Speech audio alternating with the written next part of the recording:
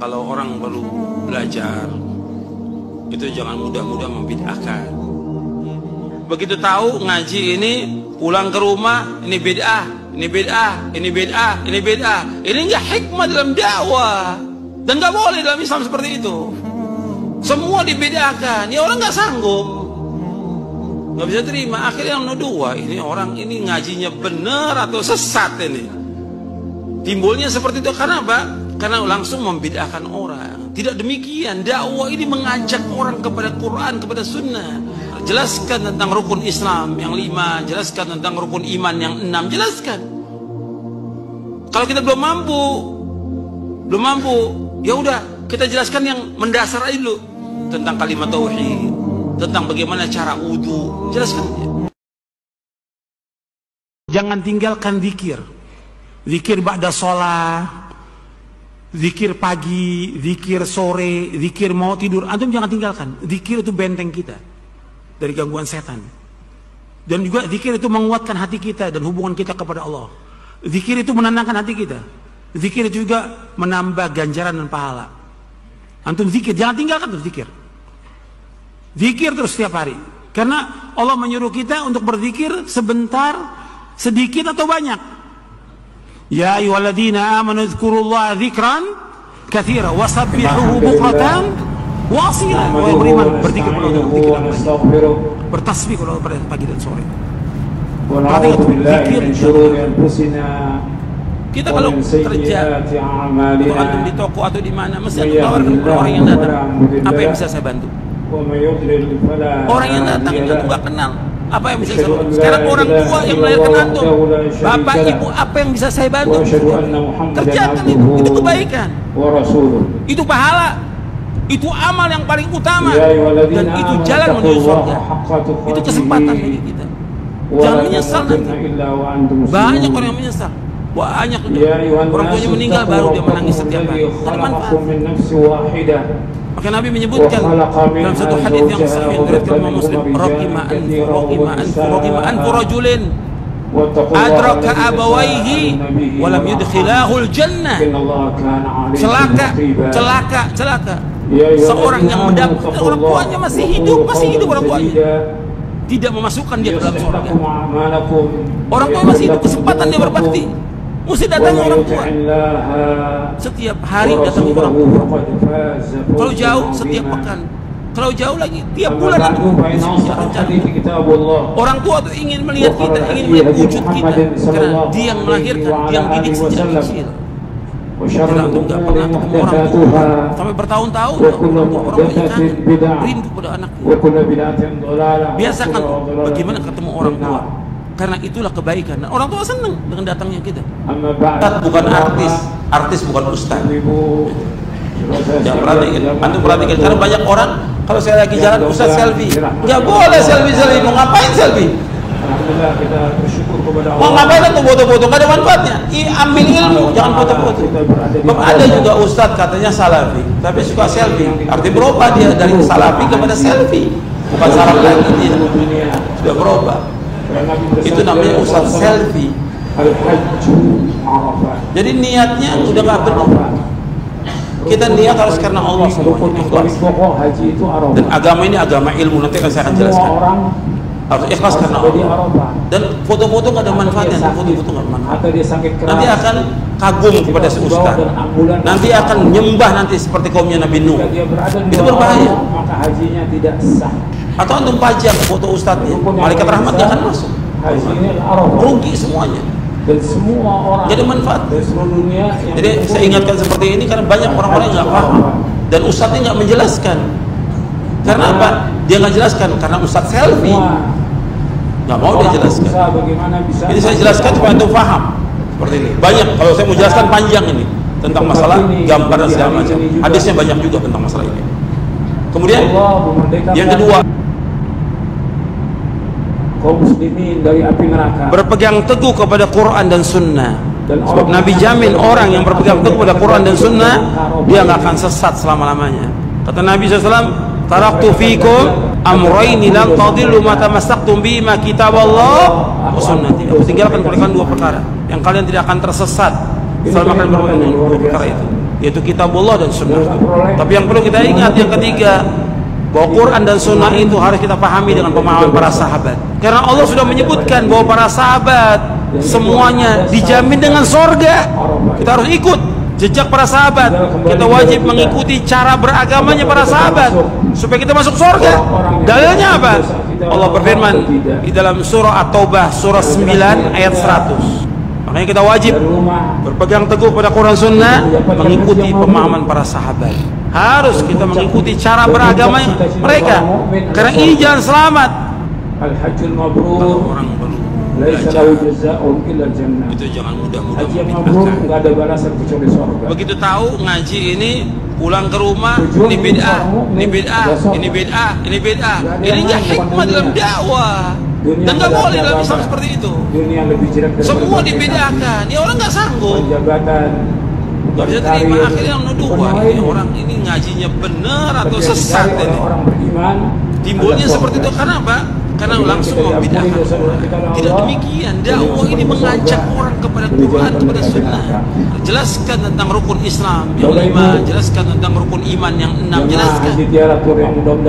Kalau kita belum mampu, ya udah kita jelaskan yang mendasar aja dulu tentang kalimat tauhid, tentang bagaimana cara wudu. Jelaskan. Khutbah Arafah Hal terbesar yang membedakan antara salaf maupun ketika di dengan yang Mina lain dari golongan pelaku bid'ah maupun dalam kesempatan yang adalah lain, salaf menghormati dan menjunjung tinggi sunnah Nabi saya akan memberikan SAW. kesimpulan Saya ulangi lagi. dari berapa yang Hal Nabi terbesar yang sampaikan, membedakan antara salaf dengan baik lain itu dalam dengan yang lain dari golongan Khutbah pelaku Arafah, bid'ah adalah ketika salaf di menghormati dan Hajjatul menjunjung Wada, tinggi sunnah Rasulullah SAW. Dijunjung maupun tinggi. ketika di Mina Sunnah itu maupun harus di waktu yang dijunjung lain, tinggi sama dengan disampaikan oleh Quran. Rasulullah. Jadi sunnah bagi Sallallahu mereka alaihi adalah wasallam. penjelas, penafsir dan Sebagai pengurai nasihat buat Al-Quran, kita, baik dalam bidang agar akidah jadi maupun bekal buat syariah. kita seumur hidup Oleh kita. karena itu Ahlussunnah wal Jamaah mengambil lahiriah hadis, tidak Yang menakwilkannya serta tidak menolaknya dengan argumentasi yang Harus kita lemah. ingat Sebagaimana Ahlul Kalam bahwa yang mengatakan bahwa dakwah hadis-hadis itu para adalah nabi hadis dan para yang tidak rasul bisa dijadikan alaihi wassalatu sebagai wassalam, dasar ilmu dan keyakinan. semuanya Ucapan mendakwakan dakwah ahli tauhid. kalam ini sesat dan menyesatkan. Dan Nabi selama 23 tahun Dan Allah mendakwakan dakwah menyuruh tauhid. kepada Nabi Muhammad Dan sallallahu ketika alaihi wasallam, Nabi haji, wa qul bukan haji rabbi yang terakhir. zidni ilma. Yang pertama dan Katakanlah, ya Allah tambahkanlah aku ilmu. terakhir. Dikatakan Allah Hajjatul menyuruh Nabi Wada, Muhammad haji perpisahan. sallallahu alaihi wasallam untuk Nabi minta haji tambahan yang ilmu, pertama bukan minta dan tambahan haji yang harta. terakhir. Allah menyuruh Nabi Muhammad Kemudian, sallallahu alaihi wasallam untuk minta tambahan Dakwah ilmu, Nabi bukan gak tambahan pernah harta. lepas daripada tauhid. Allah sebutkan dalam surah Selama 23 Thaha tahun. surah 20 ayat Inti dari 114. agama Wa qul Islam rabbi adalah tauhid. zidni ilma. Ya Allah, Bagaimana tambahkanlah kita aku ilmu. mengesahkan Allah, bagaimana Dan ini yang kita minta beribadah setiap kepada hari. Allah. Setiap pagi setelah Bagaimana selesai sholat subuh seluruh kita berdoa, bentuk ibadah itu Allahumma kita inni titipkan as'aluka kepada ilman Allah. nafi'ah Qul wa inna rizqan salati thayyibah wa amalan wa nusuki mutaqabbal. Ya Allah, wa kepada Engkau mahyaya ilmu wa yang bermanfaat, mamati lillahi rezeki yang rabbil halal dan La aman. syarika lahu wa bidzalika umirtu wa Jadi ana ilmu awwalul muslimin. yang dimaksud ilmu syar'i. Sesungguhnya salatku, ibadahku, Alhamdulillah kalau paham. hidupku dan matiku karena Allah Rabbul Saya Alamin. takut antum datang dari tempat yang jauh nggak paham. Cuma bengong duduk. La ilaha illallah. Rugi antum datang ke sini. Antum harus Nggak paham. boleh ada perbuatan syirik. Ya. Allah nggak akan ridho kalau ada orang yang berbuat syirik. Kalau antum diincar orang, Karena oh ini seluruh Wahabi langit dan sesat, bumi nggak ada ini masalah. milik Allah. Di kampung antum diciriin, nggak ada masalah. Semua milik Jalan Allah. aja, laksanakan ibadah kepada Allah. Maka ketika kita mengucapkan talbiyah, Mereka nggak akan bisa labbaik mengganggu kita sama sekali. Allahumma labbaik, Kecuali dengan labbaik izin la Allah. syarika Jangankan laka itu tukang labbaik, sihir juga mampu. innal Wa ma hum hamda bidarrina wal bihi min ni'mata ahadin laka illa wal mulk, bi'idznillah. la syarika Atau tukang lak. sihir sehebat Aku apapun penuhi dia panggilanmu, nggak akan ya bisa Allah. mengganggu kita kecuali dengan izin. Aku penuhi Nggak usah panggilanmu, ya takut. Allah. Ini kan sekarang banyak Sesungguhnya takut, dainya seluruh takut. pujian, Oh jangan, kita jangan bicara seluruh soal bid'ah nikmat, lagi. Udah, simpan seluruh aja bid'ahnya. kerajaan hanya Simpan di milik mana? Engkau, ya Allah. Tidak ada sekutu bagi Engkau, ya Allah. Aku penuhi. Jadi nggak berani lagi mengucapkan kullu bid'atin dhalalah wa kullu dhalalah, nggak berani Tidak lagi. ada satupun makhluk yang memiliki andil Ini banyak. dalam penciptaan langit. Sekarang dan udah bumi. ketakutan. Kenapa Dan antum penciptaan takut? seluruh makhluk Antum di ini. atas kebenaran, mereka di atas Makanya kebatilan, kita wajib dan kita menunjukkan pasti akan ibadah ditolong kepada oleh Allah. Allah. Maka Allah Nas berfirman, Al-Quran, antum nggak yakin sama Allah, Allah pasti akan tolong kita, pasti. Nggak usah takut. Kenapa harus takut? Ma uridu minhum Takut rizqan dakwahnya. wa ma uridu an Apa yang salah yut'imun. dakwah ini? Kita nggak memberontak pada pemerintah, kita nggak demo, nggak apa. Justru bangsa ini dan negara ini bersyukur dengan dakwah salam. Barokah yang ada dengan sebab dakwah ini. Kita ngajak orang untuk apa? Untuk beribadah kepada Allah. Kita ngajak orang untuk mentauhidkan Allah. Kita ngajak orang untuk sholat 5 waktu. Kita ngajak orang untuk berbakti pada orang tua. Kita melarang orang berbuat syirik, melarang orang berbuat bidah, melarang orang dari berbuat maksiat. Ini syukur negara ini mestinya. Bangsa ini syukur karena dengan dakwah ini barokah negara ini. Segala macam perbuatan syirik. Maka nggak bisa ditinggalkan dakwah ini. Barokahnya negara ini, barokahnya bangsa ini dengan adanya dakwah yang hak ini, Al-Quran wa Sunnah. Jelas sampai sini? Orang masih banyak menyebutkan Allah. Ini perbuatan yang Allah nggak ada orang yang meninggalkan sholat sama sekali. Dan Allah sangat murka. KTP-nya Islam. Ancamannya berat. Allah nggak akan ampuni dosanya. Dan Allah haramkan bagi mereka sorga. Dikhitan dia dikhitan. Perhatikan itu. Tapi nggak sholat. Bahwa Allah nggak ridho. Nanti ketika mau nikah baru orang berbuat syirik. Ngurusin lagi. Jadi masih banyak orang datang ke kubur-kubur wali. Ketika meninggal juga ditanya lagi. Ini mau dikuburkan di mana? Kemudian minta di sana. Pemakaman kaum muslimin. Padahal dia nggak berdoa kepada mereka. Minta kesembuhan. Sama sekali nggak sholat. Minta jodoh. Minta rezeki. Ada atau tidak? Minta yang lain. Ada. Datang juga ke dukun-dukun dan yang lainnya. Ada terjadi. Ini semua perbuatan syirkun akbar. Ada yang meninggalkan sholat, yang 5 waktu dia tinggalkan. Allah sudah mengancam dalam Al-Quran. Dia mengerjakan sholat selama setahun itu hanya 2 sholat. Idul Fitri, Idul Adha, supaya dia bisa lebaran. Semuanya Allah tidak akan mengampuni dosa perbuatan syirik. Boleh lebaran. Dan Allah mengampuni dosa selain itu bagi siapa yang Allah kehendaki. Ada. Barang siapa yang berbuat syirik, maka sungguh dia telah berbuat dosa besar yang paling besar. Idul Fitri, Idul Adha. Orang berbuat syirik. Ada lagi yang meninggalkan sholat yang 5 waktu. Dan Allah menyebutkan lagi dalam surah Al-Maidah, atau dalam surah An-Nisa ayat 48, dalam surah Al-Maidah ayat 72, Allah berfirman, nggak sholat. Innahu man yusyrik billahi faqad harramallahu alaihi al-jannah wa ma'wahu an-nar. Ada juga yang mengerjakan sholatnya dalam sehari dia. Sesungguhnya orang berbuat syirik diharamkan baginya surga. Yang dikerjakan oleh dia itu sholatnya yang pertama asar. Jika orang berbuat syirik, neraka. Subuh dan zuhur hilang. Masih banyak. Atau ada yang kita wajib ingatkan diri kita, maghrib dan isya istri kita, yang hilang, anak kita, keluarga kita, orang tua kita, jangan sampai mereka datang ke tempat sibuk-sibuknya dia kerja mempersiapkan pulang. Jangan sampai ikut-ikutan datang ziarah ke kubur wali. Ini perbuatan syirik. Yang dia ziarah kubur boleh 4 kali dalam sehari. Tapi ziarah dengan niat untuk meminta sesuatu, mengharapkan berkah dari kuburan itu nggak boleh. Ada nggak yang seperti ini? Hatta kuburan Nabi Muhammad SAW nggak boleh. Tiap subuh mesti lewat. Dengan niat mencari berkah. Kadang-kadang dia sholat juga. Kapan? Matahari sudah terbit. Ya nggak sah. Yang diterima berkah tidak ada.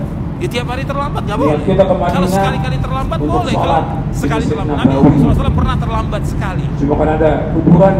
Ketika safar, pulang perang yang luar biasa, sengaja niat ziarah ke kubur Nabi tidak. Nabi sudah menyuruh sahabat untuk jaga. Ternyata semuanya tertidur karena capek. Akhirnya bangun menjelang matahari mau terbit. Indonesia masih banyak. Suruh Bilal adzan. Sampai 50 bis, 100 bis itu. Sampai matahari agak tinggi. Setelah matahari agak tinggi, sudah baru sholat. Kita setelah pulang dari haji jangan sampai lagi berbuat demikian. Sholat berjamaah, sholat yang dulu kita wajib taubat. Cuma sekali semua keluarga kita riwayat yang jangan sampai berbuat syirik lagi. Kalau umat Islam ini tauhid, beker ada, lawannya HP ada, semuanya ada. Dan ini harus kita tumbuhkan dalam diri kita. Bangun, tapi nggak bangun juga. Bahkan juga kepada istri kita, Allah anak kita. Subhanahu wa ta'ala menciptakan. Makanya wasiat Luqman kepada anaknya. Di antara makhluknya. Ya bunayya. Itu fokusnya ayam itu membangunkan orang untuk sholat malam. Wahai anakku, jangan berbuat syirik. Yang punya ayamnya syirik itu kezaliman yang amat besar. Gak ada kezaliman yang ayam berkali-kali dari mulai jam 3, jam 2 sudah kokok. Jam 3 syirik itu harus dimusuhi. Kemudian jam 4 itu harus diperangi. Harus dilawan. Terbit baru bangun. Maka Nabi memerangi orang-orang yang berbuat syirik. Jadi Nabi bukan sekali 2 kali perang, puluhan kali masalah ringan melawan dan dianggap orang-orang gak ada masalah oleh kaum muslimin. Sampai di hari terakhir Nabi suruh tempat-tempat kesyirikan dihancurkan semuanya. Kematian udah. Yang paling besar nasihat kematian. Karena banyak kita memberikan nasihat kepada orang, karena nggak sadar, tetap aja melanggar lagi, bahkan berbuat dosa lebih besar lagi. Dia lihat sendiri itu, mayit itu terbujur, nggak bisa lagi melakukan apapun juga dia.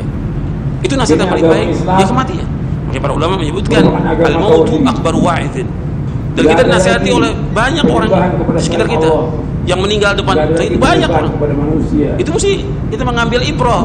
Maka dikatakan oleh sahabat Abdullah bin Mas'ud radhiyallahu anhu, diriwayatkan oleh Muslim, as-sa'idu man wu'ita bi ghairihi. As-sa'id, orang yang bahagia, orang yang dinasihati dengan yang lain. Banyak tetangga kita, teman kita, orang lain yang dia meninggal dunia. Itu nasihat buat kita agar kita ini bertaubat kepada Allah, agar kita kembali kepada Allah, agar kita melaksanakan tauhid, menjauhkan syirik, melaksanakan sunnah, menjauhkan bid'ah, melaksanakan sholat yang 5 waktu berjamaah dan yang lainnya, amal-amal soleh, bersedekah, berinfak. Karena kita nggak tahu tentang akhir kehidupan seorang. Kita dikasih waktu oleh Allah, kita bisa ke masjid, bisa ngaji, bisa untuk ilmu, bisa apa saja. Ini Masya Allah, ini nikmat Allah. Gunakan kesempatan ini untuk melakukan kebajikan sebanyak-banyaknya dan menjauhkan perbuatan dosa dan maksiat. Perkara yang dapat menghilangkan sikap istiqomah. Ada perkara yang menghilangkan sifat istiqomah. Yang pertama, kekafiran, kesyirikan, murtad, kemunafikan. Ini menghilangkan orang. Apabila kalian berbalik, saksikan bahwa kalian kemudian orang Islam. perbuatan bid'ah. Jadi ini kita nggak bisa main yang pertama tanamkan dan terus orang jauh dari diri kita, keluarga kita, karena perbuatan bid'ah sudah keluar dari supaya mereka bertauhid kepada Allah, menjauhkan syirik. Ini yang pertama. Ketiga, perbuatan dosa dan maksiat. Yang kedua, ini sudah saya sebutkan, dosa dan maksiat nggak bisa dianggap ringan. Dulu para sahabat itu menganggap perbuatan dosa itu seperti dia berada di bawah gunung, gunung akan menimpa dia. Tapi kita sekarang menganggap dosa itu seperti lalat yang nempel, akan terbang. Mengikuti beliau saja. Dan para sahabat di muka bumi ini tidak ada seorang manusia pun yang wajib kita ikut, melainkan cuma satu. Gak takut dia kepada Allah Taala. Di muka bumi padahal ini di antara doa Nabi, tidak ada seorang manusia pun yang wajib kita ikut, melainkan cuma satu. Di antara doa Nabi, siapa? Nabi kepada Allah agar diberikan apa? Nabi Muhammad. Rasa takut, yang takut ini menghalangi antara beliau dari perbuatan dosa dan Nabi Yusuf. Allah maksim lana min khasyatika ma tahulu bainana wa baina ma'asiyah. Ya Allah, berikanlah kepada kami rasa takut, yang takut ini menghalangi kami dari berbuat maksiat kepadamu. Nabimu, kita ikut makanya kalau antum menuntut ilmu, kita ikut Nabi atau tidak? Yang muncul kita dari mengikuti jejak beliau atau tidak? Apa? Kita menjauhkan rasa perbuatan bid'ah kata atau Imam tidak? Ahmad, al-ilmu apa? Sudah melarang jangan sampai berbuat bid'ah. Kata Imam Ahmad, ilmu itu Nabi takut kepada menyampaikan dalam khutbah, qulu bid'atin aslul ilmi khasyatullah. wa qulu dhalatin. Bahwa asalnya ilmu takut kepada Allah. Setiap orang tak takut kepada Allah. Setiap kesatuan tempat yang neraka. Takut kepada Allah. Masalah kecil. Makanya masalah bid'ah, masalah kalau kita neraka. nuntut ilmu mesti tambah takut kepada Allah. Makanya jangan langgar, jangan berbuat di maksiat. sore hari, apakah di hari ini, berhak pada orang tua, di hari apakah Arafah, makan riba, di sore atau hari, yang haram, atau Allah menzalimi turunkan orang, ayat atau mengambil harta orang lain. dalam Takut surah dia. Al-Maidah, Takut. surah 5 ayat 3. Ya tambah dia nuntut ilmu, Al-yawma tambah takut kepada akmaltu Allah. lakum dinakum Seperti itu. wa atmamtu 'alaikum Perbuatan dosa dan ni'mati maksiat ini wa akan raditu membuat lakum orang tidak al-Islam istiqomah. dinan. Yang Pada hari keempat, ini aku dah berteman sependapat dengan bagimu orang yang agama. tidak baik agama dan akhlaknya. Aku tak cukupkan nikmatku Cari atasmu teman-teman yang baik akhlaknya. dan aku ridho Sebab Islam apa? menjadi agama. Sebab bagimu. teman punya pengaruh. Tadi saya Tidak ada agama contohkan. lagi kecuali Ada agama yang satu. dibawa oleh Nabi Muhammad SAW. Siapa? Tidak ada Polisi siapa? syariat kecuali syariat yang dibawa oleh Nabi Ibnu Muhammad Abbas. SAW. Tidak ada tarekat kecuali tarekat yang dibawa oleh Nabi Muhammad SAW. Yang dia belajar dengan Ibnu Dijelaskan oleh Abbas. Al-Hafidh Al-Mukathir Karena dia berteman dengan dalam ahlul tafsir bid'ah. tentang Jadi apa? ayat ini. Jadi ahlul bid'ah. Jadi jalan yang kita Kata tempuh, Nabi, al-mar'u ala dini khalili wal yanzur ahadukum man yukhalil. Seorang itu tergantung daripada agama temannya, maka dia perhatikan Jadi kepada terus siapa dia berteman. harus kita ingatkan. Makanya Kemudian kita yang di kelima, Muslim, ketika yang kita merusak menjelaskan atau tentang membuat syirik, kita tidak istiqomah, menjelaskan tentang bahaya bid'ah. cinta dunia dan Kita tamak di Muslim. dunia. Ini yang Karena terbanyak. yang paling tidak senang Samping yang tadi kepada juga ini banyak orang gak dakwah istiqomah karena ini dunia, yaitu iblis. sibuk dengan dunia, Iblis tamak kepada membisikkan dunia. kepada wali-walinya. Dan rezeki sudah diberikan oleh Allah, kita wajib ikhtiar Jadi nggak mau mencari nafkah, mencari kalau rezeki ada orang wajib. yang melarang perbuatan Tapi syirik, sekedarnya melarang perbuatan bid'ah, kita sibuk iblis nggak dari mau. mulai pagi sampai sore. Justru sore mereka sampai pengen malam, terus seperti itu semua setiap hari, manusia habis bersama iblis masuk mana? sampai waktu ibadah kepada Allah kita Neraka. lupa, nuntut ilmu lupa, baca Quran Dan itu lupa, Allah kepada sebutkan orang dalam tua beberapa lupa, ayat sampai dalam istri Al-Quran. kadang-kadang nggak diberikan haknya oleh dia. Dan Makanya kita kenapa? wajib untuk Karena itiba. Yang ketiga, orang yang sibuk dengan dunia dan tujuan yang hidupnya untuk ketiga, dunia. Perhatikan hadisnya. Antum lihat di halaman Nabi 92. selalu mengingatkan Halaman kepada kita 92. Antum lihat. Kata Nabi SAW, "Man untuk kana fid berpegang dunya kepada Quran hammahu, dan Sunnah. farraqallahu alaihi amrahu, Dalam wa Hajjatul ja'ala Wada juga faqrahu Nabi baina sebutkan, 'ainaihi, wa lam ya'ti min Taraktu dunya fiikum illa ma kutiba lahu, amrayni wa man kana lam fil tadillu akhirati ma niyyatahu, tamassaktum bihima, jama'allahu lahu amrahu, wa Kitabullah ja'ala ghinahu fi qalbihi, wa sunnati." wa Aku mengingatkan ataqahu kepada dunya dua wa hiya perkara rahimah. yang kalian Kata Nabi SAW, tidak akan barang sesat siapa yang selama tujuan berpegang dua perkara hidupnya itu, adalah dunia, yaitu kitabullah, maka Allah akan Quran dan mencerai-beraikan Sunnah. urusannya, menjadikan Tapi kefakiran Nabi yang kedua mengingatkan pelupuk kepada matanya, dan ia mendapat manusia dunia apa yang telah ditetapkan baginya. agar berpegang teguh kepada Barang siapa Quran yang dan tujuan Sunnah hidupnya ala adalah akhirat, fahmi negeri salaf. akhirat, Allah akan Kita mengumpulkan wajib urusannya, mengikuti pemahaman menjadikan kekayaan di para hatinya, sahabat, dan dunia akan para mendatangi sahabat. kepada Karena pemahaman yang hadis sahih masuk Ibnu hanya Ahmad, pemahaman Ibnu sahabat. Majah, Ibnu Hibban. dan Pemahaman yang wajib diikuti Antum pemahaman perhatikan di sahabat. sini. Maka kita wajib Nabi menyebutkan di mengikuti sini dua, Al-Quran wa barang Sunnah siapa ala yang fahmi salaf. tujuan hidupnya dunia, Ayat-ayatnya satu banyak lagi dalam Al-Quran. barang siapa yang tujuan hidupnya akhirat. Hadisnya banyak. Yang tujuannya dunia meskipun dia kerja dari Asarnya pagi juga sampai banyak. malam sampai pagi Justru terus. kita mengikuti Quran dan Tetap Sunnah aja ala fahmi rezekinya salaf. seperti Itu jalan selamat. Kalau Tapi kita mau orang yang selamat dari tujuannya firqah-firqah akhirat. yang sesat, Tujuannya akhirat. Apa kata Nabi Muhammad SAW di sini? Allah golongan-golongan yang kumpulkan sesat, urusan, aliran yang sesat, mudahkan urusannya. yang ikut Quran dan Kemudian Sunnah apa? fahmi salaf. Wa ja'ala ghinahu fi Kalau qalbi. nggak ikut, ya Allah ikut berikan aliran kekayaan sesat. dalam hatinya. Sekarang Karena udah hakikat bukan kekayaan satu, yang sebenarnya kaya apa? bukan 70 lagi, udah lebih dari ratusan aliran di Bukan Indonesia. kaya harta. Dan sesat semuanya. Kalau sesat, Nabi bahwa menyebutkan kekayaan itu bukan kembalinya bentuk kemana? harta, bukan, tapi kekayaan yang hakiki. Neraka. Dia merasa cukup dengan Kita apa ingin yang Allah selamat. berikan, merasa puas. Dunia dan akhirat ingin selamat. Perhatikan, orang Maka yang harus merasa betul-betul kita cukup dan beragama puas dengan rezeki yang Allah sungguh-sungguh, berikan kepada benar. dia, meskipun Quran hanya wa sekedar sunnah yang ala didapat fahmi setiap salaf. hari, Nggak bisa kita ubah orang dengan paling yang kaya lain. di muka bumi. Nggak bisa kita Tapi tukar dengan yang lain. Orang Nggak bisa yang kita ganti dia dengan yang lain. cukup dengan rezeki yang Allah Nggak berikan ada kepada dia. tawar-menawar. Quran Mulai wa sehari sunnah ala fahmi dia cuma salaf. dapat Rp10.000. Itu jalan hidup. Cukup dia buat istri dan anaknya. Itu Cukup jalan dia, dan yang dia membawa puas kepada keselamatan. dan dia bersyukur pada Allah. Dunia dan maka akhirat. menjadi orang yang paling kaya. Itu yang ketiga. Kata Nabi SAW, Yang keempat, "Warda bima yang Nabi qasama sering Allahu ulang-ulang. laka takun aghanan nas." Baik dalam Dalam Hajjatul kamu Wada menjadi maupun di orang Mina. yang redha dan Inna puas dima'akum dengan apa yang Allah berikan rezeki pada kamu. wa Maka kamu menjadi orang yang amwalakum paling kaya di muka bumi. wa a'radakum Hadis Nabi SAW. haramun ka Makanya kita hurmat merasa yaumikum cukup. Dan Nabi hadza menyebutkan juga termasuk orang yang fi bahagia. syahrikum hadza Dalam hadis yang sahih riwayat Fi Muslim baladikum bersabda, hadza. "Qad aflaha man aslama wa Qala ruziqa halal kafafan wa qanna'u bima ata." Kata Nabi, sesungguhnya darah sukses, kalian, sungguh beruntung, harta sungguh kalian, berbahagia orang Islam.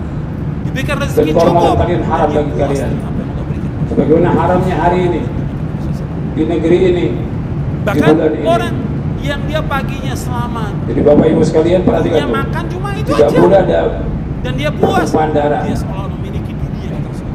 Memiliki tidak boleh mengambil harta orang lain, cuma makan cuma satu piring dan dengan tidak apa boleh adanya, merobek kehormatan orang tapi dia lain. memiliki.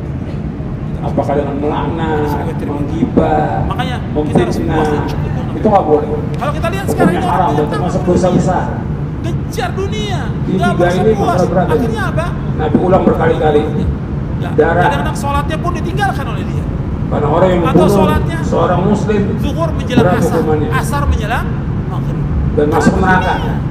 maghrib menjelang isya. Yang Subuh kedua, makan harta seorang muslim juga ancamannya Udah nggak neraka. Nggak muncul di masjid. Yang ketiga, Dunia yaitu yang membuat dia rusak. merusak Membuat orang kehormatan istiqomah seorang karena muslim, dunia. Dan ingat orang membicarakan mukmin itu aibnya, hidupnya apa? merusak Orang mukmin itu hidup apa? kehormatannya, Akhirat bukan memfitnah, dunia. melaknat, Dunia ini semuanya seisinya menghina, dan yang lebih lainnya. jelek Ini daripada semua nggak bangkai boleh Islam. kambing dunia ini.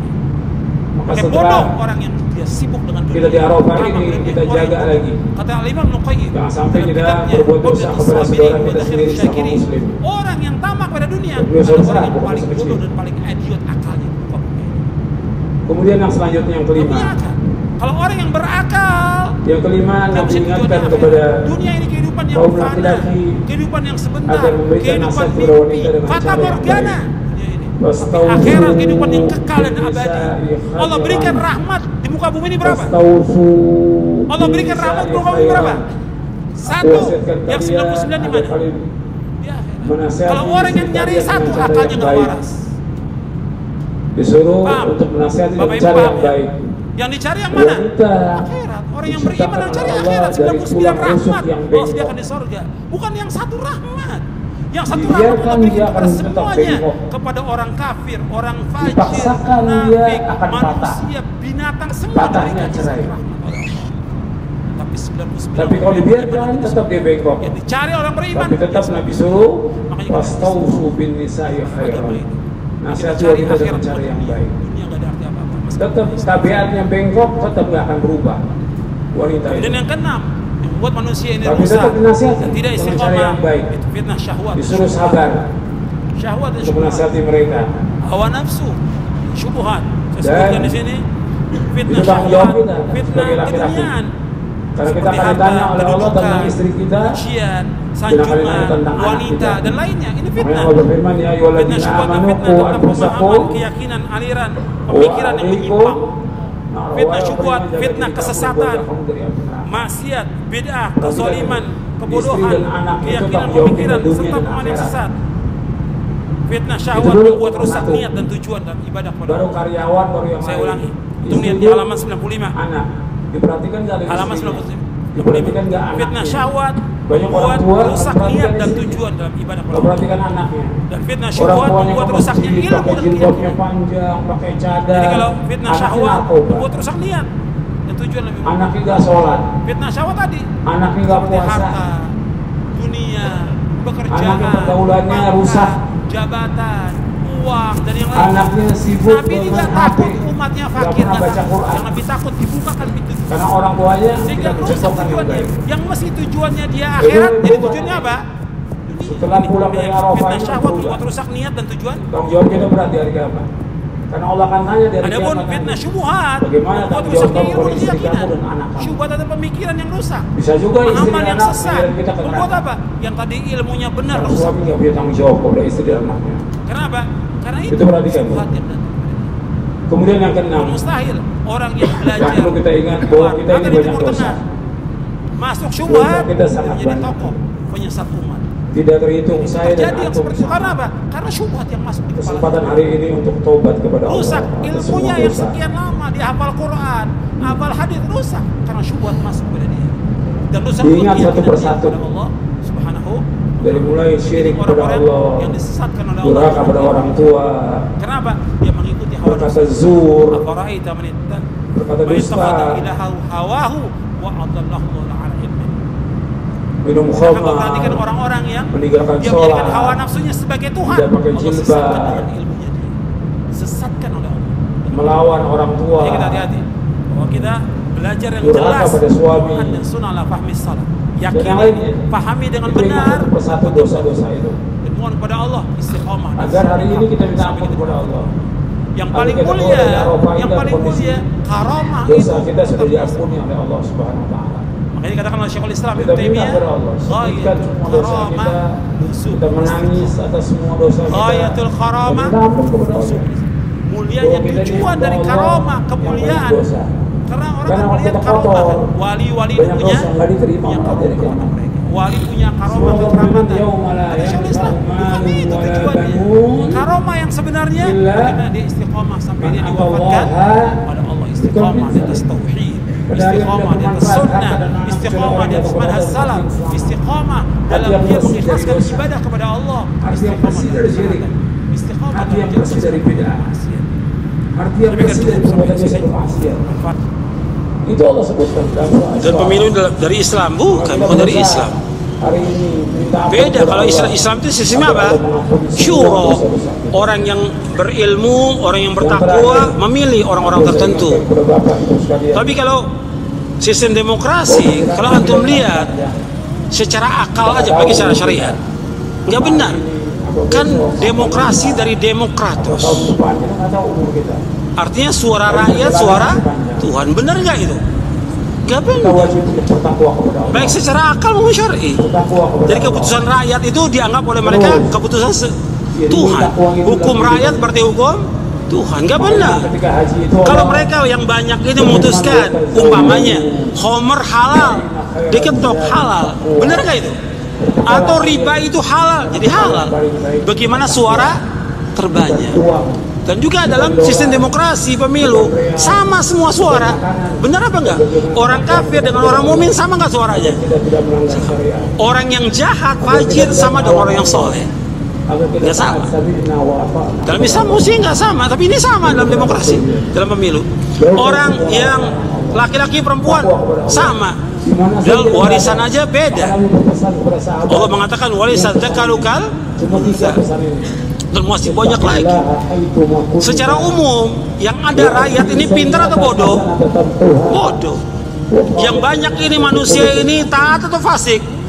Allah mengatakan wa inna katsiran minan nasi la fasiqun. Sesungguhnya kebanyakan manusia fasik kepada Allah. Sekarang yang terbanyak yang fasik. Kalau pakai sistem demokrasi, yang menang yang mana? Yang banyak yang fasik. Rusak agama ini, rusak. Maka yang ada yang benar sistem syura dalam Islam. Hanya orang-orang yang berilmu aja. Makanya ketika Umar bin Khattab radhiyallahu meninggal dunia, dia wasiat untuk 6 orang. Dipilih hanya 6 orang, 6 sahabat aja. Untuk pemimpin itu 6 sahabat yang bertakwa kepada Allah. Itu aja. Enggak seperti sekarang. Yang ada ya kehancuran dalam masalah iman, dalam masalah tauhid. Sebab demokrasi syirkun akbar. Syirik yang paling besar demokrasi itu. Yang ada kehancuran masalah tauhid, kehancuran masalah iman, kehancuran dalam masalah juga politik, kehancuran masalah ekonomi. Habis. Kalau semua pakai sistem demokrasi pemilu, habis duit rakyat. Buat pilkada terus berapa miliar, berapa triliun yang habis. Tapi kalau sistem syura nggak mengeluarkan biaya, betul tidak? Sekarang rakyat ini perlu dana untuk makan mereka, untuk pekerjaan mereka, untuk segala macam. Sekarang udah banyak menyimpang. Kenapa? Nggak ngerti. Yang umat Islam nggak paham tentang agama ini. Maka harus belajar lagi dan belajar lagi. Kalau sistem udah ada sekarang bagaimana? Ya udah, yang penting kita dakwahkan dakwah tauhid. Dakwah. Yang penting kita belajar, menuntut ilmu, masyarakat. Itu tanggung jawabnya para pemimpin yang ada, pejabat yang ada, yang mereka berdosa dalam melaksanakan ini, yang tidak sesuai dengan syariat Islam. Ya, saya pikir cukup sampai di kajian kita. Karena sebentar lagi masuk waktu zuhur dan kita persiapan untuk sholat zuhur. Mudah-mudahan yang kita kaji bermanfaat, dan tolong antum baca bukunya, buku kitab tauhid ini antum baca, tamatkan. Tadi saya sebutkan berapa kali tamatkannya? 5 kali. Antum ingat tuh 5 kali. Sehingga mudah-mudahan antum bisa paham. Dan setelah itu juga kalau antum nggak paham, tanya kepada ustadznya. Ustadznya yang sudah belajar tauhid. Jangan tanya ustadz yang nggak belajar tauhid. Yang ustadznya udah baca 10 kali. Kalau antum baca 5 kali, ustadznya mesti berapa kali bacanya? 10 kali dia. Mesti lebih paham dari muridnya. Mudah-mudahan dari apa yang kita kaji bermanfaat untuk saya, untuk antum sekalian. Mudah-mudahan kajian ini diberikan keberkahan oleh Allah SWT, diberikan rahmat, dan mudah-mudahan kita mendapatkan hidayah taufik, diberikan oleh Allah SWT hidayah di atas jalan yang lurus, di atas siratal mustaqim, diberikan oleh Allah petunjuk di atas Quran wa sunnah ala fahmi salaf, dan mudah-mudahan Allah memberikan istiqamah dan thabat di atas Islam dan sunnah sampai kita diwafatkan oleh Allah Taala. Wa sallallahu nabiyana Muhammadin sallallahu alaihi wasallam, subhanakallah wa bihamdik, asyhadu an la ilaha illa anta astaghfiruka wa atubu ilaik. Assalamualaikum warahmatullahi wabarakatuh. Seluruh nabi dan rasul dakwanya mengajak umat untuk mentauhidkan Allah, menjauhkan syirik. Semua nabi dan rasul. Makanya kita mengajak umat ini untuk mentauhidkan Allah. Kalau orang mengatakan, kan umat Islam sudah mengucapkan 2 kalimat syahadat. Betul, sudah mengucapkan 2 kalimat syahadat, tapi mereka belum tahu tentang makna la ilaha illallah, belum tahu tentang rukun la ilaha illallah, belum tahu tentang syarat la ilaha illallah, belum tahu tentang konsekuensi dari la ilaha illallah. Kenyataan yang ada yang kita dalam Islam, mereka masih banyak yang berbuat syirik. Mereka masih banyak yang menyembah kubur. Datang ke kubur-kubur wali, mereka minta kepada kubur itu. Mereka masih banyak datang ke dukun-dukun, masih meminta kepada jin, masih percaya kepada jimat dan yang lainnya. Kenyataan yang ada seperti itu, masih berbuat syirik. Umat Islam masih berbuat syirik, jutaan umat Islam masih berbuat syirik. Kita mengajak mereka untuk mentauhidkan Allah SWT. Kalau orang mengatakan, kan mereka dalam melakukan ziarah ke kubur wali itu kan bagus. Kalau orang mengatakan demikian, ziarah kubur yang disyariatkan ziarah kubur kaum muslimin. Ketika orang ziarah ke kubur tertentu, apalagi mengadakan safar, tentu ada sesuatu maksudnya dia. Menganggap kubur itu keramat, menganggap orang itu dekat dengan Allah yang harus diminta, dan yang lainnya yang tidak pernah dilakukan oleh para sahabat Rasulullah Sallallahu Alaihi Wasallam. Ada yang mengatakan, kan mereka itu adalah orang-orang yang mulia. Kalau mereka orang yang mulia, siapa orang yang paling mulia di muka bumi ini? Rasulullah SAW. Tidak ada seorang sahabat pun yang datang ke kuburan Rasulullah untuk minta sesuatu. Tidak ada seorang pun dari mereka, tidak ada sama sekali. Bahkan di zaman Umar bin Khattab radhiyallahu an terjadi kemarau. Kemudian Umar tidak datang ke kuburan Nabi. Umar di Madinah waktu itu. Khilafah Umar di Madinah. Umar nggak datang ke kuburan Nabi. Umar bagaimana? Yang lakukan Umar bin Khattab radhiyallahu anhu, datang kepada Abbas bin Abdul Muthalib, wahai Abbas, dulu kami tawassul dengan Nabi, minta agar Nabi berdoa kepada Allah, dan kami berdoa agar diturunkan hujan. Sekarang beliau sudah wafat, kami minta kepada engkau agar engkau berdoa. Umar berdoa, kemudian Abbas berdoa radhiyallahu anhum, kemudian turun hujan. Di zaman Muawiyah bin Abi Sufyan demikian juga. Muawiyah nggak datang ke kuburan Nabi, tidak datang ke kuburan Nabi. Muawiyah minta kepada Yazid al-Aswad untuk mohon kepada Allah agar turun hujan. Jadi nggak ada seorang pun yang datang kepada kubur-kubur wali. Ini perbuatan syirik. Yang mereka punya i'tiqad bahwa mereka dekat dengan Allah, mereka bisa menjawab panggilan orang yang hidup, bisa mengabulkan doa, bisa memberikan manfaat. Tidak bisa memberikan manfaat sama sekali.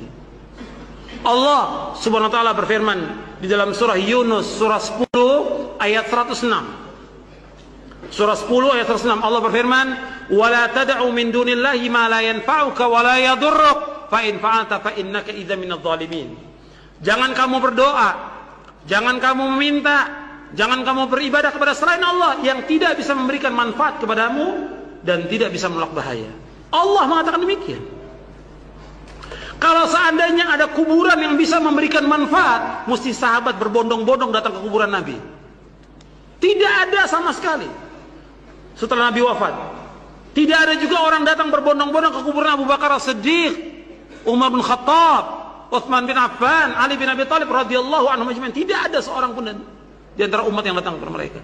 Yang jelas mereka pasti masuk surga, dijamin. Dijamin oleh Allah, dijamin oleh Rasulullah. Kata Nabi, Abu Bakar fil jannah, Umar fil jannah, Utsman fil jannah, Ali fil jannah. Jelas jannah. Nabi yang melakukan as-sadiqul masduq. Tidak ada seorang pun datang kepada mereka, tidak ada. Makanya kesyirikan ini masih ada di tengah-tengah kaum muslimin.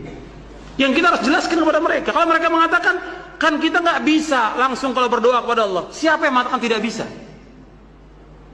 Allah yang menyuruh kita untuk langsung minta kepada Allah. Sebagaimana Allah berfirman dalam surah Ghafir, surah Al-Mu'min, surah 40 ayat 60. Wa qala rabbukum ud'uni astajib lakum innal ladzina yastakbiruna an ibadati sayadkhuluna jahannama dakhirin. Dan Allah berfirman, hendaklah kalian semuanya berdoa kepadaku, kata Allah. Aku akan kabulkan doa kalian.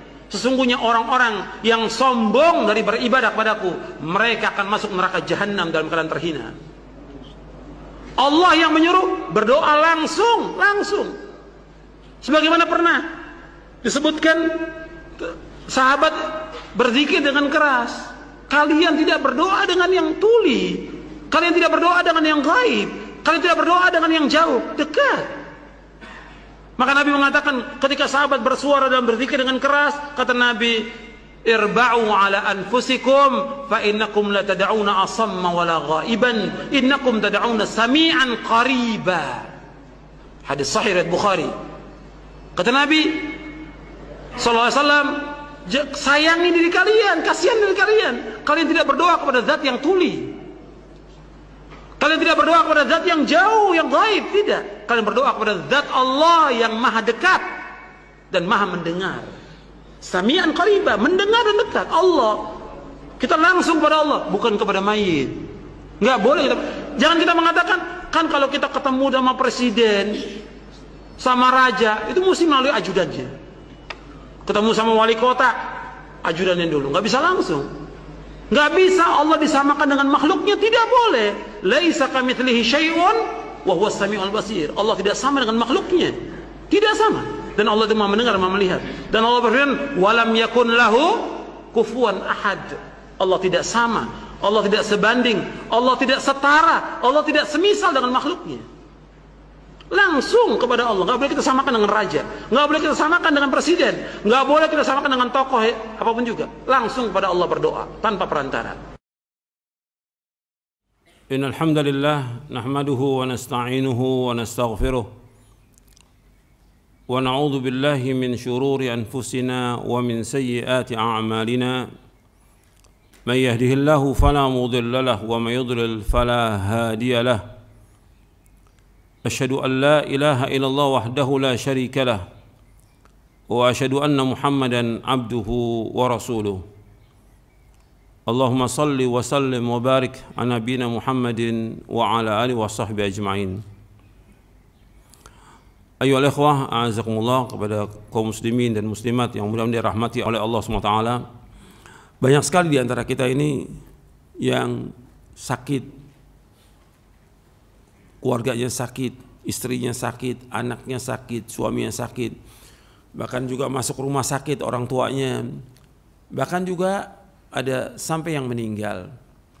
Antum perhatikan, ikhwan fiddin, a'azakumullah, tentang masalah ini, bahwa ini merupakan cobaan, ini ujian yang Allah berikan kepada kita.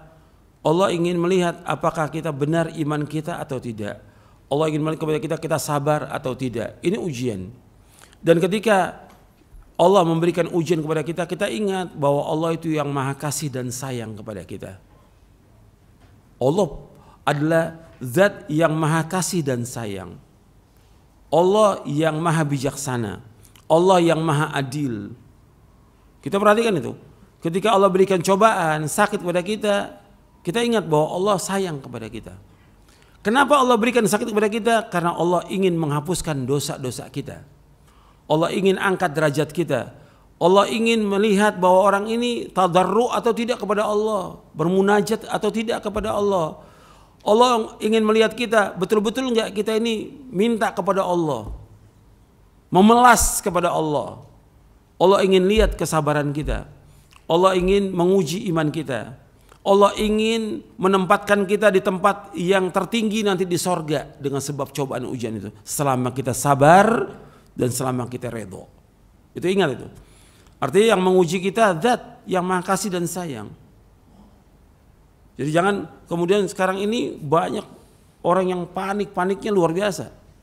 Kalau seandainya memang sudah datang ajal, memang sudah ajalnya. Hatta kalau dia sehat, kalau memang sudah datang ajalnya, tetap dia pasti akan meninggal. Allah sudah tetapkan tentang ajal ini, dan semua yang ada 50.000 tahun sebelum Allah menciptakan langit dan bumi. Itu ingat itu. Ini penting untuk kita pahami. Kadang-kadang nggak sadar, bukan hanya orang awam, termasuk juga penuntut ilmu dan para dai. Begitu kena sakit, mungkin nggak saya sembuh ya? Pertanyaannya, mungkin nggak saya sembuh? Antum minta kepada Allah soal kesembuhan, yang menyembuhkan siapa? Allah, bukan dokter, bukan alat, bukan obat. Yang menyembuhkan siapa? Allah. Adukan semua kepada Allah. Allah yang menyembuhkan. Dokter nggak punya apa-apa. Apa dokter bisa memanjangkan ajal orang? Nggak mungkin. Hatta sehebat apapun alat itu, sehebat apapun obat itu, kalau sudah ajal, ya meninggal dia. Karena ini berkaitan dengan hak Allah SWT. Allah yang memiliki langit dan bumi. Makanya ketika orang itu meninggal, kita ucapkan apa? Inna lillahi wa inna ilaihi raji'un. Sesungguhnya kita ini milik Allah. Milik Allah kita. Akan kembali kepada Allah. Ketika begitu terjadi dari orang tua kita meninggal, atau seorang suami meninggal, istri meninggal, atau anak meninggal, kita ucapkan innalillahi wa inna ilaihi raji'un. Allahumma ajurni fi musibati wa akhlif li khairan minha. Ya Allah, berikanlah ganjaran pada musibahku dan gantikan yang lebih baik. Antum perhatikan, saya akan bacakan dari buku Hikmah di Balik Musibah. Jadi orang yang tertimpa musibah dan penyakit, ini harus kita ingat bahwa antum bisa merasakan manfaat. Kata Imam Ibnu Qayyim rahimahullah, ini saya bawakan dalam buku Hikmah di Balik Musibah di halaman 33. Kata Imam Ibnu Qayyim rahimahullah, kalau tidak karena cobaan dan musibah dunia, cobaan, musibah, penyakit atau yang lainnya, niscaya manusia terkena penyakit kesombongan. Kalau nggak dikasih sakit dia akan sombong. Dikasih sakit, cobaan, ujian, kefakiran, susah dan yang lainnya. Supaya apa? Supaya dia tidak terkena penyakit kesombongan, penyakit ujub, bangga diri, dan kerasnya hati. Padahal sifat-sifat ini merupakan sebab kehancuran baginya di dunia maupun di akhirat. Di antara rahmat Allah yang maha kasih dan sayang, kadang manusia tertimpa musibah yang menjadi pelindung baginya dari penyakit-penyakit hati dan menjaga kemurnian ibadah dia kepada Allah, serta mengeluarkan dia dari materi-materi yang rusak, yang jelek dan membinasakan. Maha suci Allah yang maha kasih dan sayang kepada manusia dengan cobaan dan ujian ini. Ini dalam kitab Zadul Ma'ad fi Hadi Khairul Ibad di juz yang keempat. Perhatikan, itu hikmah diantaranya bahwa dengan Allah memberikan cobaan, ujian, penyakit, hilang tuh sifat sombong, sifat keras hati, sifat ujub, sifat yang lainnya. Yang kalau sifat ini tetap ada, maka akan menghalangi dia untuk masuk surga. Terhalang dia masuk surga. Maka Allah berikan penyakit ini supaya hilang sifat-sifat itu. Supaya hilang sifat-sifat itu. Ini sayangnya Allah kepada kita. Kemudian juga yang antum perlu ingat bahwasanya musibah, petaka, cobaan, penyakit, dan apa yang terjadi, semua Allah takdirkan. Gak akan mengenai kita kecuali apa yang Allah sudah takdirkan. Itu perhatikan itu. Dan Allah menyebutkan dalam surah Al-Hadid ayat 22, ayat 23, ma asaba min musibatin fil ardi wala fi anfusikum illa fi kitabim min qabli an nabra'aha inna dzalika 'ala Allah yasir likay la ta'sau 'ala ma fatakum wa la tafrahu bima atakum wallahu la yuhibbu kulla mukhtalin fakhur. Setiap bencana yang menimpa kalian setiap bencana menimpa di bumi dan yang menimpa diri kalian semuanya telah tertulis dalam Lauh Mahfuz sebelum kami menciptakannya. Sungguh yang demikian mudah bagi Allah agar kalian tidak bersedih hati terhadap apa yang luput dari kalian dan tidak pula terlalu bergembira terhadap apa yang diberikan Allah kepada kalian, dan Allah tidak menyukai setiap orang yang sombong dan membanggakan diri. Semua berjalan dengan takdir Allah. Ada penyakit yang berbahaya, ada yang lainnya, semua Allah sudah takdirkan 50.000 tahun sebelum Allah menciptakan langit dan bumi. Maka kewajiban kita ketika kena musibah itu, kita sabar dan ridho. Semua berjalan dengan izin Allah. Ma asaba min musibatin illa biiznillah wa man yu'min billahi yahdi qalbahu wallahu bikulli syai'in alim. Tidak ada satu musibah yang menimpa seorang kecuali dengan izin Allah, dan barang siapa yang beriman kepada Allah, niscaya Allah akan memberi petunjuk kepada hatinya, dan Allah Maha mengetahui segala sesuatu. Surah Taghabun ayat 11. Artinya kalau kita tertimpa musibah, kita redho dan kita sabar. Perhatikan tuh. Dan Allah sudah menetapkan demikian. Dan yang perlu kita ingat bahwa musibah yang menimpa kita, penyakit yang menimpa kita, bahkan kematian, ini antum perhatikan bahwa Allah sayang kepada kita. Allah sayang. Dan ini semua milik Allah. Ketika Allah berikan ujian itu, karena Allah sangat sayang kepada kita. Jadi Allah itu sayang kepada kita. Semua perbuatan Allah itu semuanya indah. Nggak ada yang tidak indah. Semua perbuatan Allah. Nabi bersabda SAW, Inna Allah ta'ala jamilun yuhibbul jamal. Allah itu indah dan Allah menyukai keindahan. Dan Allah sangat sayang kepada makhluknya daripada orang itu kepada dirinya. Dari Umar bin Khattab radhiyallahu anhu yang berkata, tatkala ada sekumpulan orang mendatangi Nabi SAW, maka ada seorang wanita di antara mereka yang apabila melihat anak kecil, ia mengambilnya, dia menempelkan ke perutnya dan menyusuinya.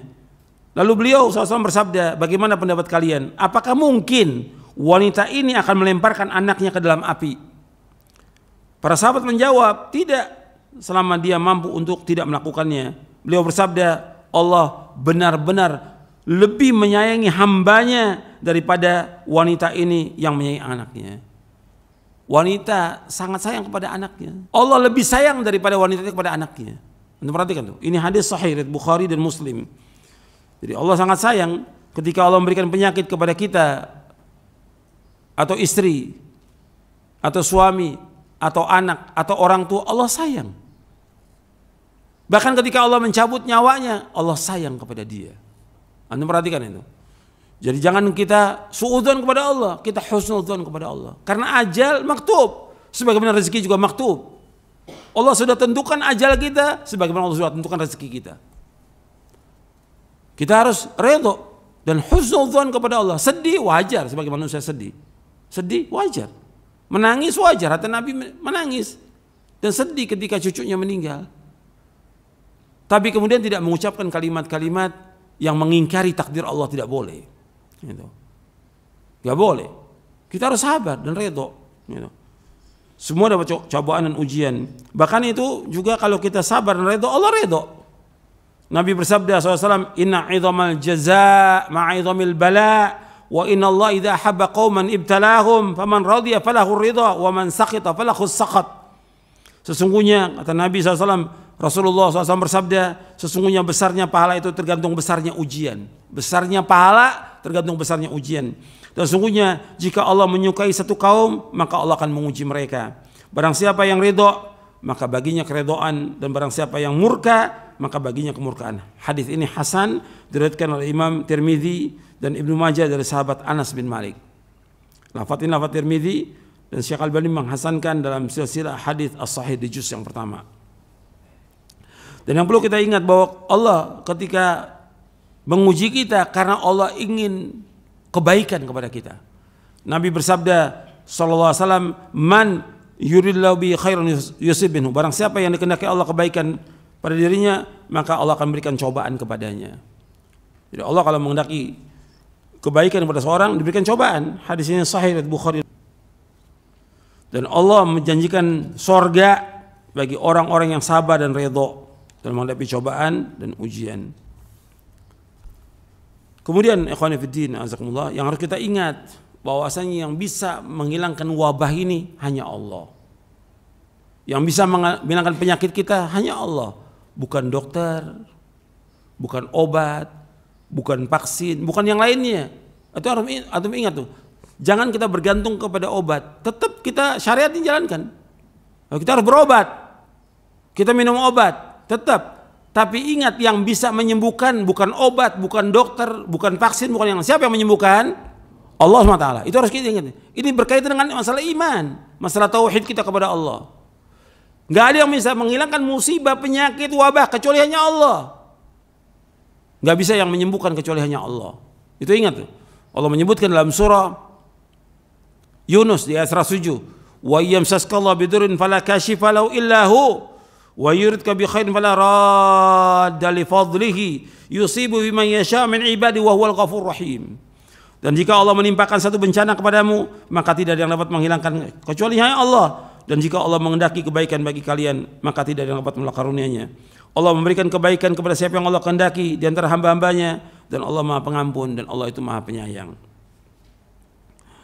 Allah juga berfirman dalam surah Al-An'am ayat 17, wa yamsaskallahu bidurrin fala kashifa lahu illa hu wa yamsaska bi khairin fa huwa ala kulli syai'in qadir. Dan jika Allah menimpakan satu bencana kepadamu, tidak ada yang dapat menghilangkannya kecuali hanya Allah. Dan jika Allah mendatangkan kebaikan kepada kamu, maka Allah Maha Kuasa atas segala sesuatu. Allah juga berfirman mengisahkan Nabi Ibrahim alaihissalatu wassalam, wa idza maridtu fahuwa yashfin, apabila aku sakit dan Allah yang menyembuhkan aku. Ini adab. Adabnya antum perhatikan. Yang memberikan sakit pada hakikatnya siapa? Allah. Tapi nggak disebutkan dalam ayat ini Allah yang memberikan aku sakit, tidak. Adabnya wa idza maridtu, apabila aku sakit. Tapi untuk kesembuhan dinisbatkan kepada siapa? Allah. Itu perhatikan, ini adab kepada Allah Taala. Wa idza maridtu fa huwa yashfin, apabila aku sakit, padahal sakit ini Allah sudah takdirkan. Apabila aku sakit, fa huwa yashfin, Allah yang menyembuhkan aku. Jadi ikhwan fillah azakumullah, bahwa setiap penyakit pasti ada obatnya. Gak mungkin gak ada. Nabi bersabda SAW, ma anzalallahu da'an illa anzalahu shifaan. Allah tidak menurunkan penyakit melainkan pasti Allah menurunkan obatnya. Hadis ini sahih riwayat Bukhari dari sahabat Abu Hurairah radhiyallahu an. Likulli da'in dawa, fa idza usiba dawa'ud da' bara'a bi idznillah azza wa jalla. Rasulullah SAW bersabda, setiap penyakit ada obatnya. Jika obat itu tepat atau manjur untuk suatu penyakit, maka penyakit itu akan sembuh dengan izin Allah azza wa jalla. Hadis sahih riwayat Muslim dari sahabat Jabir. Kemudian yang terakhir, saya bawakan penjelasan dari seorang tabi'i. Seorang tabi'i ini menjelaskan bagaimana kalau dia terkena musibah, yaitu Shuraih al-Qadhi. Dikatakan Shuraih al-Qadhi karena dia jadi qadhi itu puluhan tahun. Wah, 1 tahun, 2 tahun. Ada yang mengatakan 60 tahun dia jadi qadhi. Shuraih al-Qadhi. Dibawakan oleh Imam Az-Zahabi dalam kitabnya Syiar A'lamin Nubala. Dari Asy-Sya'bi rahimahullah, qala Shuraih al-Qadhi rahimahullah, inni la usabu bil musibati fahmadullah 'alaiha 4 marrat. Ahmadu idza lam akun a'zama minha, wa ahmadu idza razaqani as-sabra 'alaiha, wa ahmadu idz waffaqani lil istirja'i lima arju min ats-thawabi, wa ahmadu idz lam yaj'alha fi dini.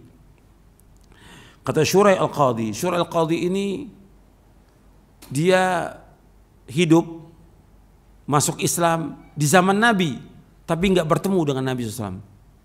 Jadi Islamnya di masa Nabi di Yaman, kemudian dia pindah ke Kufah dan jadi qadhi di Kufah kurang lebih 60 tahun.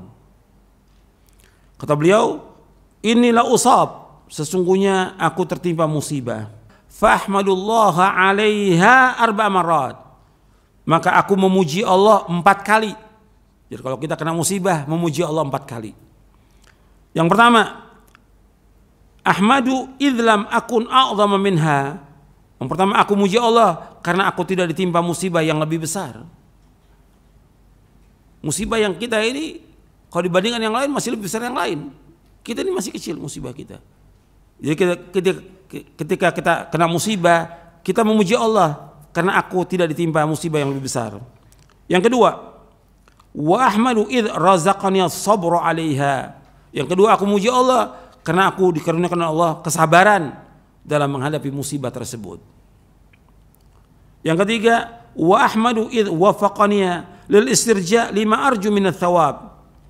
Yang ketiga, aku memuji Allah karena dengan musibah itu aku dapat istirja, mengucapkan inna lillahi wa inna ilaihi raji'un, sehingga aku mengharapkan pahala karenanya.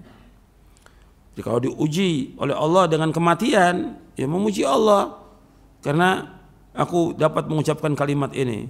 Dan di antara tambahan dalam riwayat Muslim, Allah majurni fi musibati wa akhlif li khairan minha. Ya Allah, berikanlah ganjaran pada musibahku dan gantikan yang lebih baik daripadanya. Kemudian yang keempat, wa ahmadu idza lam yaj'alna fi dini. Dan aku muji Allah karena musibah tidak menimpa aku dalam agamaku. Kalau masih pada fisik kita terkena atau pada keluarga kita, istri, anak, suami, itu masih lebih ringan. Yang lebih berat pada agama. Diberikan keraguan tentang agama atau mengikuti firqah yang sesat, golongan yang sesat, atau yang lainnya, itu lebih berat musibah agama. Makanya Nabi berdoa jangan dijadikan musibah dalam agama. Ya, saya pikir cukup sampai di sini. Mudah-mudahan bermanfaat dari apa yang saya sampaikan. Mudah-mudahan dari apa yang saya sampaikan bisa kita amalkan. Begitu juga yang tertimpa musibah diberikan oleh Allah kesabaran dan ridho dengan apa yang Allah sudah takdirkan. Kemudian memperbanyak zikir dan juga memperbanyak doa kepada Allah Subhanahu wa taala atas musibah ini. Dan kita wajib husnudzon, berbaik sangka kepada Allah Subhanahu wa taala atas semua apa yang terjadi. Kita husnudzon. Dan juga yang perlu kita ingat bahwa jangan sampai musibah ini menghalangi kita untuk ibadah kepada Allah. Ingat, musibah jangan sampai menghalangi untuk ibadah. Lakukan ibadah. Ada yang sakit tetap ibadah. Kalau kita sakit, terpapar, yang nggak boleh kita ke masjid, tetap di rumah. Tapi tetap ibadah. Kan tetap wajib sholat. Bisa lakukan yang sholat sunat, yang lakukan. Masih bisa beristighfar, masih bisa berzikir, masih bisa berdoa. Lakukan itu. Apa yang bisa kita lakukan. Bahkan ketika dia punya rezeki masih bisa dia sedekah. Dia suruh orang untuk sedekah. Dia nggak mungkin keluar dari rumahnya, dia sakit, tapi bisa kan dia nyuruh orang untuk sedekah. Banyak amal-amal soleh yang bisa kita lakukan. Dia bisa sholat malam. Nabi juga pernah sakit, sholat malam Nabi tetap sholat malam meskipun sakit, tetap. Jadi perhatikan, jangan sampai musibah menghalangi kita untuk ibadah kepada Allah. Karena itu kesempatan kita untuk mencapai derajat yang tertinggi dan juga untuk mencapai sorga. Saya pikir cukup sampai di sini, mudah-mudahan bermanfaat dan juga bagi yang tertimpa musibah diberikan kesabaran dan keredoan dari musibahnya, dan mudah-mudahan diangkat juga penyakitnya oleh Allah Taala, disembuhkan oleh Allah Taala. Wa sallallahu nabiyana Muhammadin sallallahu alaihi wasallam, subhanakallahumma bihamdik asyhadu an la ilaha illa anta astaghfiruka wa atubu ilaik. Assalamualaikum warahmatullahi wabarakatuh.